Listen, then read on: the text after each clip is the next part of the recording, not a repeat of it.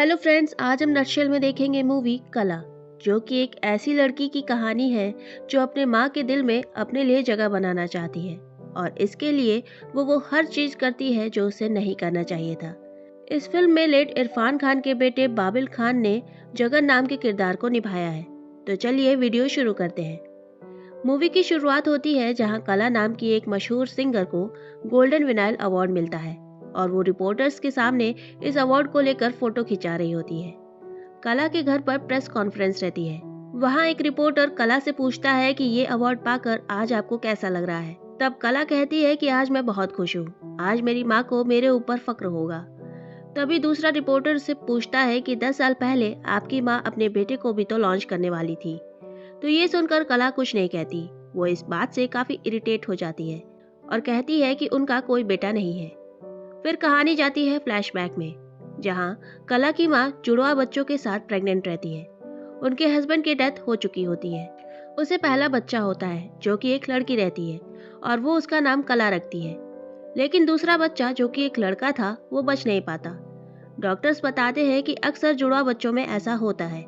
अगर एक बच्चा ज्यादा स्ट्रांग होता है तो वो सारा न्यूट्रिशन खुद ही ले लेता है और दूसरे बच्चे को न्यूट्रिशन ना मिलने पर वो नहीं बचता।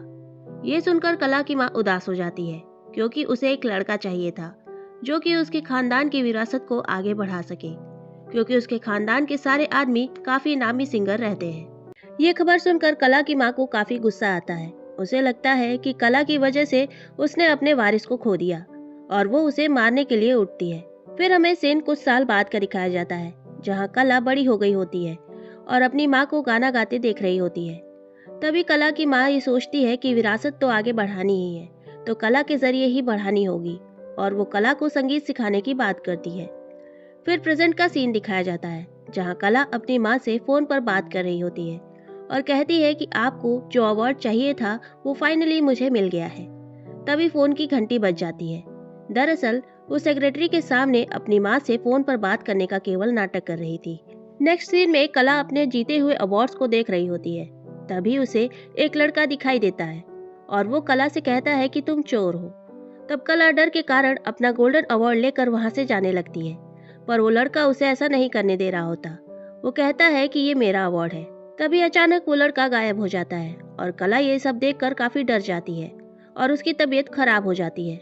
तब उसका चेकअप करने डॉक्टर आते हैं। कला उससे बोलती है कि दिमाग में बहुत शोर है, कुछ अच्छा नहीं लग रहा। तो डॉक्टर कहते हैं कि तुम अपने काम का काफी प्रेशर ले रही हो, तुम्हें आराम करना चाहिए। फिर कहानी दोबारा फ्लैशबैक में जाती है, जहां कला की माँ उसे संगीत सिखा रही होती है, पर कला बार बार गड़बड़ी कर रही होती है। इस पर उसकी माँ को गुस्सा आ जाता है और वो उसे कहती है कि तुम हर चीज में जीरो हो, कम से कम थोड़ी मेहनत ही कर लो। वो उसे कहती है कि तुम्हें उस्ताद मंसूर खान के सामने गाना है, पर तुम्हें तो कुछ नहीं आता। इस पर कला बार बार अपनी माँ से माफी मांगने लगती है, लेकिन कला की माँ गुस्से में कला को घर से बाहर निकालकर गेट बंद कर देती है। बाहर बहुत ठंड रहती है, पर फिर भी कला की माँ दरवाजा नहीं खोलती और कला रात भर ठंड में बाहर बैठे रहती है। नेक्स्ट सीन में कला की माँ उसे उस्ताद मंसूर खान के पास ले जाती है, जहाँ उसे गाना था, पर वहाँ ज्यादा लोग नहीं आए रहते। उस्ताद कला की माँ को बताते हैं कि जगन नाम का एक लड़का भी यहाँ गाने वाला है। वो काफी गरीब है और गुरुद्वारे में पला बड़ा है। फिर कला की परफॉर्मेंस होती है। उसके दिमाग में केवल ये रहता है कि उसे अपनी माँ को अपने गाने से इम्प्रेस करना है और वो गाना गाती है।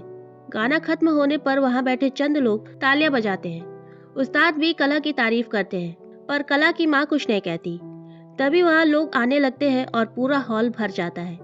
ये सब लोग जगन का गाना सुनने वहाँ आए रहते हैं। जगन गाना शुरू करता है और वो इतना अच्छा गाता है कि कला की माँ उठकर तालियां बजाने लगती है और ये देखकर कला को अच्छा नहीं लगता। उसके दिल में जगन के लिए थोड़ी जलन पैदा हो जाती है। कला की माँ को जगन का गाना इतना पसंद आता है कि वो जगन को अपने साथ घर ले आती है, इस उम्मीद में कि अब जगन उनके खानदान की परंपरा को आगे बढ़ाएगा। घर आने पर कला की माँ उसे जगन के लिए दूध लाने को कहती है। कला के वापस आने पर जगन उससे कहता है कि माँ ने मुझे कहा कि तुम मेरा गाने में साथ दोगी, और ये सुनकर कला को बहुत बुरा लगता है कि उसकी अपनी माँ ने अब जगन को गाने की जिम्मेदारी दे दी है। फिर कहानी प्रेजेंट की दिखाई जाती है, जहाँ कला म्यूजिक डायरेक्टर मजरू के साथ बैठी होती है। तभी वो न्यूज़पेपर में देखती है कि संगीतकार चंदन लाल सान्याल की डेथ हो गई है और वो ये देखकर कुछ परेशान हो जाती है। नेक्स्ट सीन में कला एक रेडियो शो में गई रहती है, जहाँ उससे पूछा जाता है कि क्या उसने कभी चंदन लाल के साथ गाना गाया है, तो वो कहती है कि नहीं। पर तभी वो लड़का यानी कि जगन कला के पास आकर कहता है झूठी। फिर कहानी फ्लैशबैक में जाती है, जहाँ कला, कला की माँ, चंदन और जगन नाव पर बैठे होते हैं, जहाँ चंदन गाना गा रहे होते हैं। तभी जगन भी उनके साथ गाने लगता है। उनका साथ देने के लिए कला भी उन दोनों के साथ गाने लगती है, पर कला की माँ उसे चुप करा देती है और जगन को गाने के लिए कहती है, और कला इस बात से काफी दुखी होती है। रात में कला की माँ चंदन के साथ इंटीमेट हो रही होती है और कला ये सब देख रही होती है। फिर वो वहां से जाकर झील के किनारे बैठ जाती है।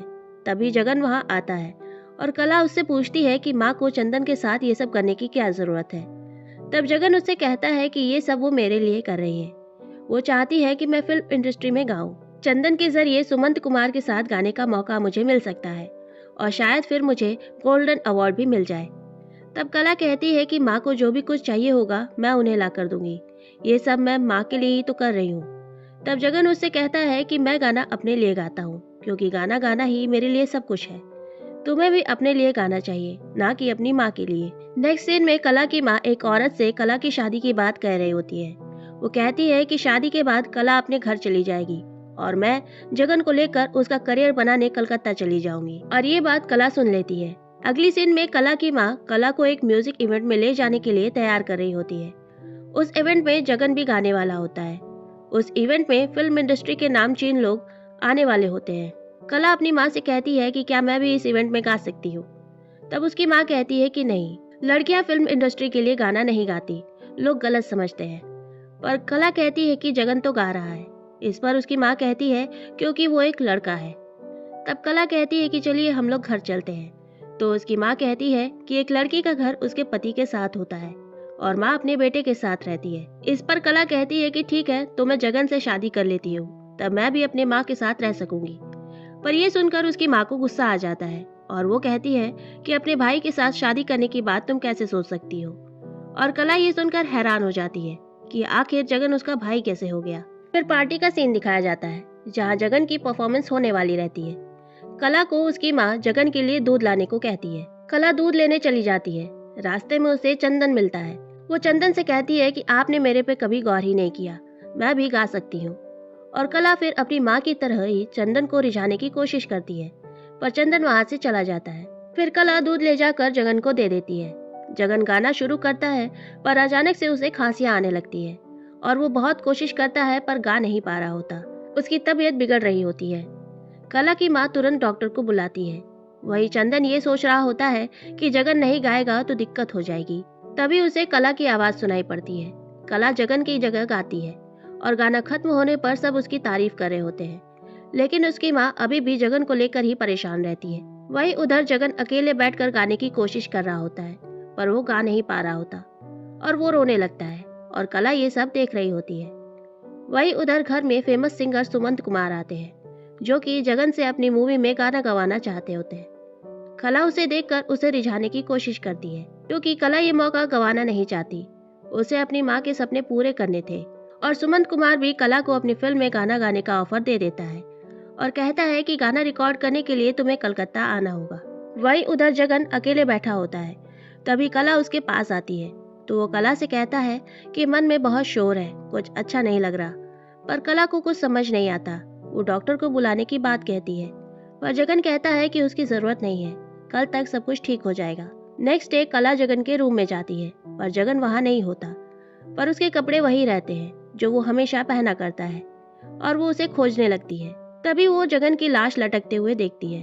दरअसल जगन ने फांसी लगा ली थी। फिर प्रेजेंट का सीन दिखाते हैं, जहाँ सुमंत कुमार कला से मिलने आया होता है, पर कला उससे न मिलने का बहाना कर देती है। कला काफी परेशान रहती है।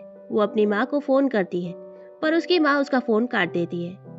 अगली सीन में कला कहीं जा रही होती है, तो उसे सुमंत कुमार मिलता है। वो कला से कहता है कि तुम जहाँ पर हो वहाँ तुम्हें मैंने पहुँचाया है। मैं तो जगन को लेने आया था। अगर उसका गला खराब नहीं हुआ होता तो तुम्हारी जगह आज वो होता। फिर कहानी फ्लैशबैक में जाती है, जहाँ जगन की मौत के बाद कला कलकत्ता आने के लिए अपनी माँ से परमिशन मांगने जाती है, पर उसकी माँ गुस्से में उसे कहती है कि तुम यहाँ से चली जाओ और दोबारा वापस कभी मत आना। फिर कला कलकत्ता में सुमंत कुमार के साथ गाना रिकॉर्ड करने चली जाती है, पर वो काफी गलतियाँ कर रही होती है। गाने में फील नहीं आ रहा होता। तब सुमंत कला से कहता है कि तुम अभी तैयार नहीं हो, तुम्हें वापस चले जाना चाहिए। ये सुनकर कला रोने लगती है, क्योंकि वो अपने आप को साबित किए बिना अपनी माँ के पास जाना नहीं चाहती थी। वो सुमंत से एक चांस की भीख मांगती है। तब सुमंत को समझ आ जाता है कि कला इस चांस के लिए कुछ भी कर सकती है, और वो कला को उसे खुश करने को कहता है। कला ये करना नहीं चाहती थी, पर फिर भी वो ये काम करती है। कला को अपने आप पर अब घिन आने लगती है। वहीं सुमंत रीटेक के लिए मान जाता है और रिकॉर्डिंग स्टार्ट हो जाती है। तब कला को जगन की वो बात याद आती है, जहाँ जगन उससे कहता है कि तुम्हें अपने लिए गाना चाहिए, और वो ये बात ध्यान में रखकर गाने लगती है और रिकॉर्डिंग काफी अच्छी होती है। इसके बाद भी सुमंत कला को अपने पास ही रखे रहता है।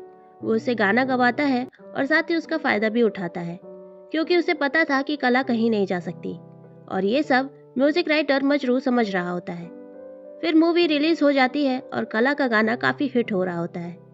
एक दिन मजरू कला के पास आता है और उसे सुमंत के चंगुल से निकलने के लिए समझाता है और कहता है कि आज उसका वक्त है, कल तुम्हारा होगा, तुम हिम्मत मत हारो। और वक्त बदलता है और कला का गाना फेमस होने लगता है और उसके फैंस भी बढ़ने लगते हैं। जो धाक कभी सुमंत की थी, अब वो कला की रहती है। फिर कहानी प्रेजेंट में आती है, जहाँ कला सुमंत की बात सोचकर परेशान हो रही होती है। तभी वहाँ मीडिया वाले आ जाते हैं और उन्हें देखकर वो और डर जाती है। अचानक उसे जगन दिखाई देता है। तब कला उससे पूछती है कि आखिर उसने अपनी जान क्यों दी, सिर्फ आवाज ही तो गई थी। तब जगन उससे कहता है क्योंकि मेरी आवाज ही मेरे लिए सब कुछ था। गाना गाना मेरे लिए सांस लेने जैसा था, और ये सब तुमने मुझसे छीन लिया।